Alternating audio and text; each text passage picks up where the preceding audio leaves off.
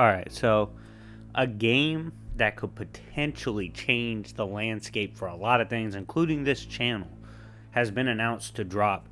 It sparked a lot of controversy among the fandom. Of course, I'm referring to Nickelodeon All-Star Brawl, which will feature some of the most iconic Nickelodeon characters in a what appears to be like Smash Bros type get-together All-Star Brawl.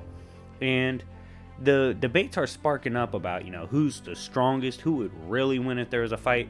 So, of course, all these questions, all these power scaling questions, versus questions, will be answered by me at some point. But first, since this is going to be such a potentially massive game that will change everything, there's certain things that I want to see from the game that could change power scaling forever. So with that, I'm going to go over the several things I want to see. And you guys comment down below what you want to see the most yourself. But with that being said, let's begin. So, first one we got to talk about, right? Most obvious, because if you've been a fan of my channel, you know this is coming from the heart. One of the first characters I ever personally covered or power scaled was Swiper the Fox from Dora the Explorer. Yes, super serious. We need this character on the roster. So far, they have officially confirmed several characters, over a dozen characters that will be in the game. Swiper and Dora are not one of them. They are some of the strongest in the verse. They will carry the battles. So I would definitely add Swiper to the game, especially approaching a few of my other points. But honestly, just mostly for we need a big bad. We need someone that's a threat. Swiper's on point at all times. If you want an updated Swiper scaling video, smash the comment section down below, hit the like button, all that stuff. Pretty sure I just said smash the comment section. What I really meant was comment down below. My fault. But anyways, if you want to see that for real, I'll update it. We're going to have to scale a lot of these characters, but I definitely see adding Dora and Dora related characters as a big power move for a game of this caliber. Now, second one might seem kind of obvious, but it's just something I personally want. An actual storyline. Give us some kind of storyline to follow along. Would make it even funnier for the scaling if we had a legitimate storyline.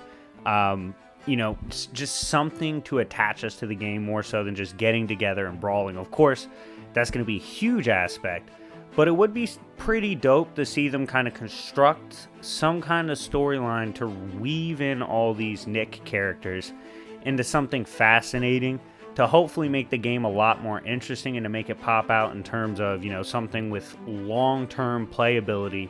Also, an actual storyline would affect the result of the scaling, and it would be interesting to see what characters are favored narratively in the storyline. So that's definitely one thing I would like to see.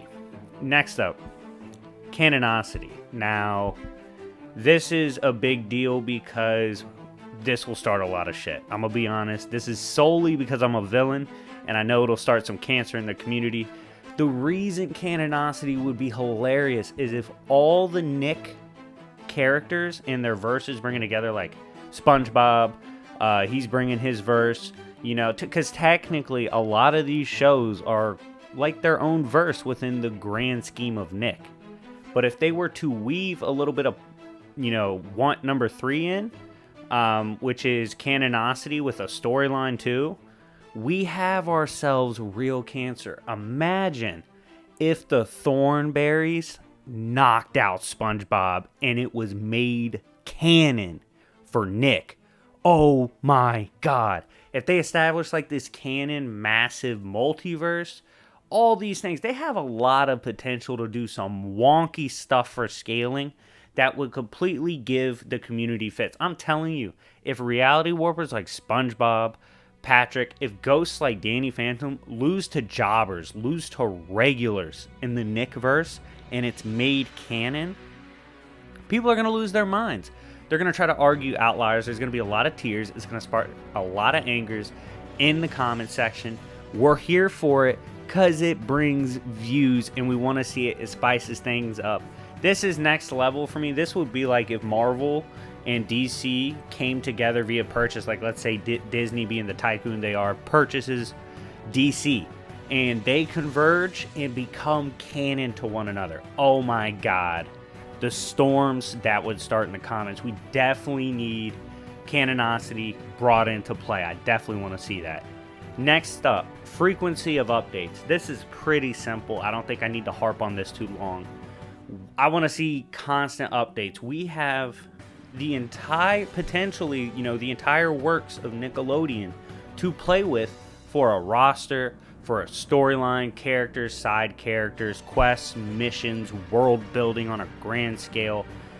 With stuff like that, with the potential like that, there is no possible way, unless they've been developing this for 37 years, which is what they do with like Grand Theft Auto. But anyways, if this is developed like that, sure. But if it's not, we're going to need frequent updates. We're going to need reasons to come back. The best way for me to come back to a game like this, for me to make content on it, like scaling, power tier lists, actual breakdowns of what they bring to the table, we need diversity in characters.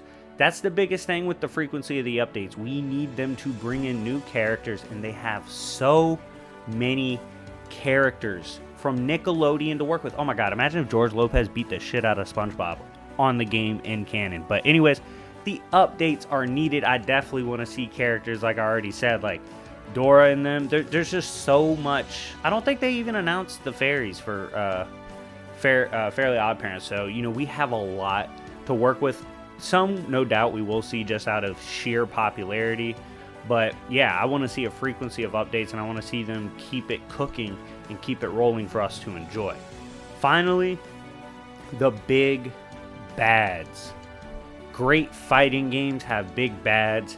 This one more so comes out of curiosity.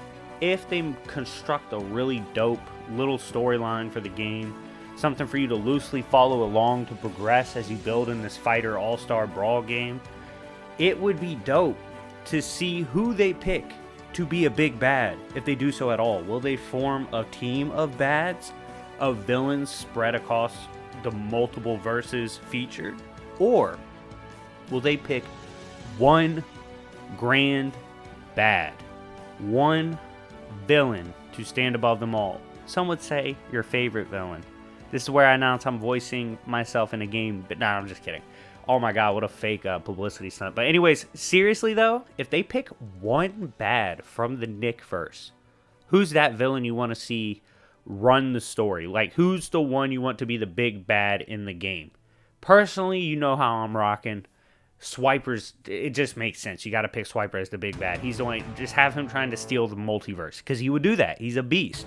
But anyways, guys, with the characters that have been announced, let me know who you're most excited to see. Let me know what aspects of the game you're most excited for. Most importantly, let me know what content you're looking forward to the most from this. Certain versus battles you want to see, certain characters you want to see scaled, breakdowns on, all that good stuff. Comment down below. Check out the coffee shop members in the video description. Check out $5 Cash App membership, where you join my servers, win games, all that stuff. I'm actually giving away a free copy of this game in a contest in my member server, so definitely check it out. Only $5 a month via Cash App.